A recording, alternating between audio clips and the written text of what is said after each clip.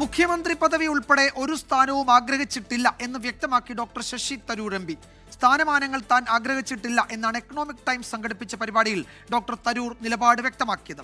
ഹർത്താൽ നിരോധിച്ച് നിക്ഷേപ സംരക്ഷണ നിയമം പാസ്സാക്കണമെന്നും കേരളത്തെ നിക്ഷേപ സൗഹൃദ സംസ്ഥാനമാക്കുന്നതിനുള്ള നീക്കങ്ങൾക്ക് നേതൃത്വം നൽകാൻ തയ്യാറാണ് എന്നും ശശി തരൂർ പറഞ്ഞു.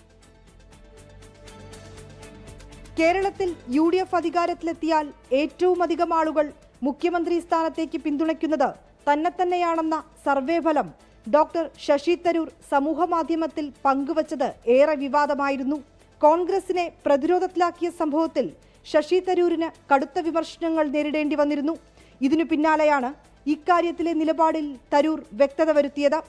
കേരളത്തിന്റെ മുഖ്യമന്ത്രിയാകാൻ താല്പര്യമുണ്ടോ എന്ന ചോദ്യത്തിന് ഒരിക്കലും ഒരു സ്ഥാനവും താൻ ആഗ്രഹിച്ചിട്ടില്ലെന്ന് തരൂരിന്റെ മറുപടി.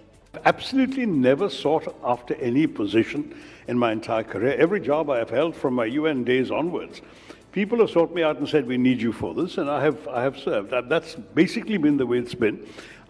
I don't think there's a single person on this planet who can turn around and say that Shashi asked for something or did something. Congress അധ്യക്ഷ സ്ഥാനത്തേക്ക് താൻ തന്നെയാണ് തന്റെ പേര് മുന്നോട്ട് വച്ചതെന്നും പലരും ആവശ്യപ്പെട്ടതനുസരിച്ചായിരുന്നു അതെന്നും തരൂർ. കേരളത്തെ നിക്ഷേപ സൗഹൃദ സംസ്ഥാനമാക്കണം, ഇതിനുള്ള നീക്കങ്ങൾക്ക് നേതൃത്വം നൽകാൻ താൻ തയ്യാറെന്നും ശശി തരൂർ വ്യക്തമാക്കി. 24 ഡൽഹി.